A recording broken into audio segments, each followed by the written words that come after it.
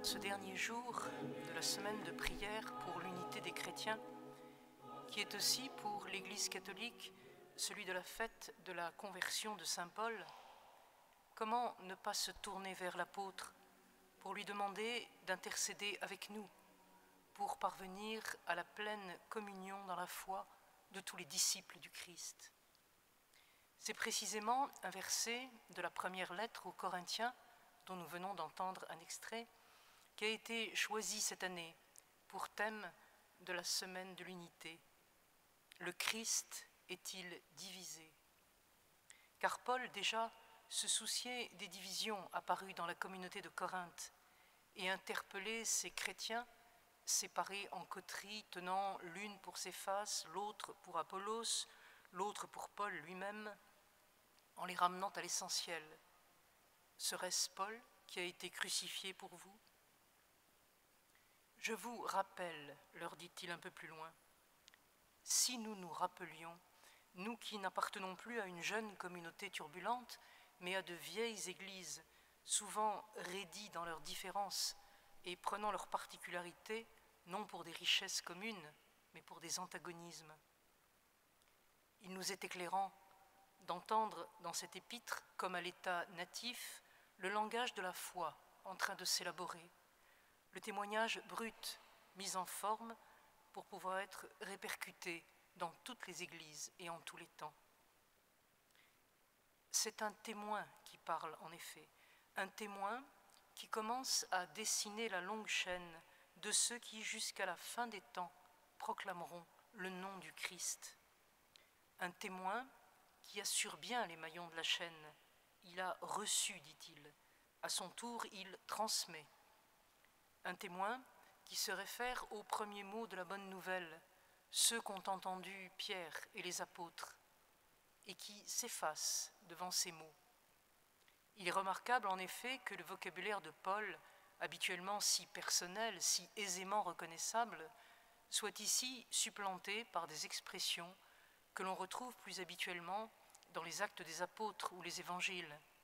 Céphas, les 12, selon les Écritures, à tel point que la formule qu'il reprend et qui se retrouve presque identiquement dans le credo que nous récitons, rythmée comme pour en faciliter la mémorisation, semble être la formulation catéchétique utilisée par les premières communautés chrétiennes.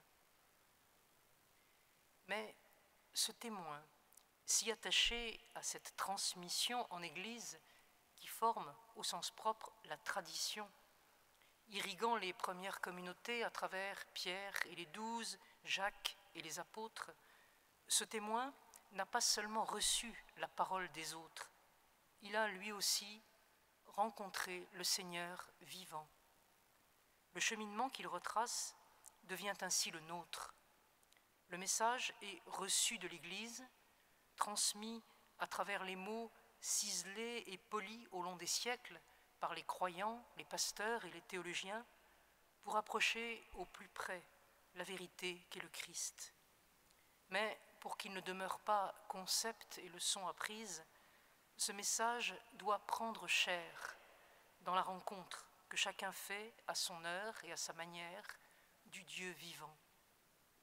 C'est embrasé par la présence du ressuscité que la tradition devient vie, constitue le croyant en témoin et l'envoie annoncer à son tour la bonne nouvelle. Quant à l'objet de cette annonce, il tient, nous rappelle Paul, en peu de mots. Christ est ressuscité. C'est le cœur de la tradition, c'est le cœur de notre foi.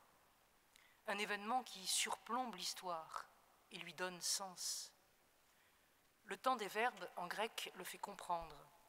Le Christ est mort, il a été mis au tombeau. Le temps utilisé montre qu'il s'agit là d'actes ponctuels, qui se sont inscrits dans un point de la temporalité et qui sont achevés.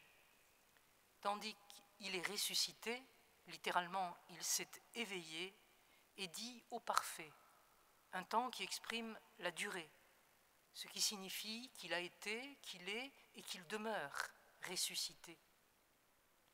C'est indiquer que si la mort du Christ pour nos péchés a une valeur salutaire, c'est de sa résurrection que naît la puissance de transformation qui dès lors renouvelle le monde et les êtres. Paul, là encore, parle d'expérience, lui dont la vie a été retournée par l'irruption du ressuscité.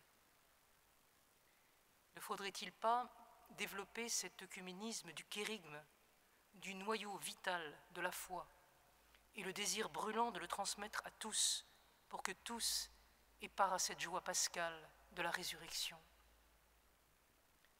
20 siècles après Paul, un homme qui avait fait la même expérience de retournement jusqu'à demander le baptême dans l'Église orthodoxe, Olivier Clément, qui bien souvent est venu dans cette Église commenter la parole de Dieu lors de la semaine de l'unité, a su affirmer sa foi ardente de converti au Christ, de converti par le Christ à la vie, lui qui avait connu le désespoir du non-sens et de l'absurdité de toute chose dérivant vers la mort.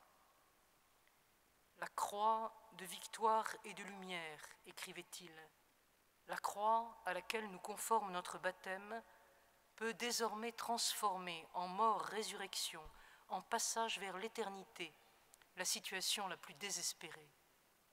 Et c'est cela l'Église. C'est cela l'Église dans sa profondeur sainte, matrice baptismale, calice eucharistique, ouverture faite à jamais par la résurrection dans le couvercle infernal du monde.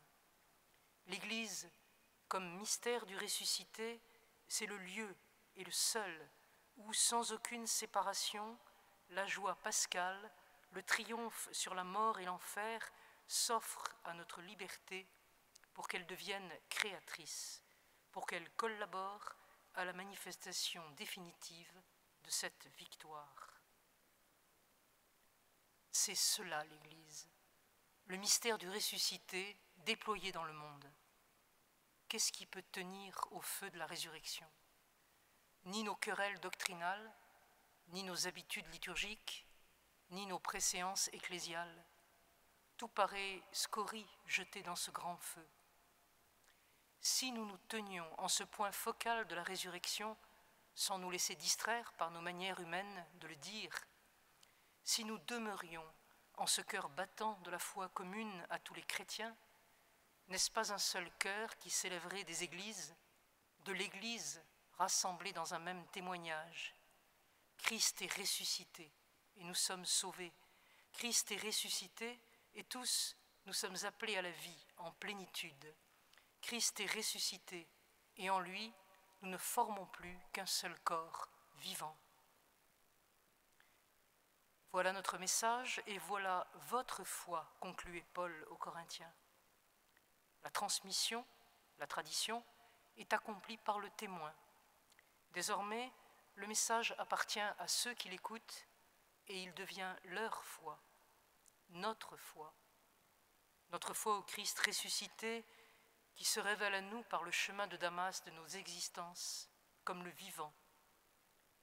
Celui qui a fait d'un persécuteur un apôtre, celui qui embrase nos tiédeurs et met en notre bouche ces mots pour que nous annoncions sa vie, qui seule donne sens à nos vies, qui récapitule toutes nos vies, limitées et fragiles, et les prend en sa vie immense, immortelle, qui devient nôtre.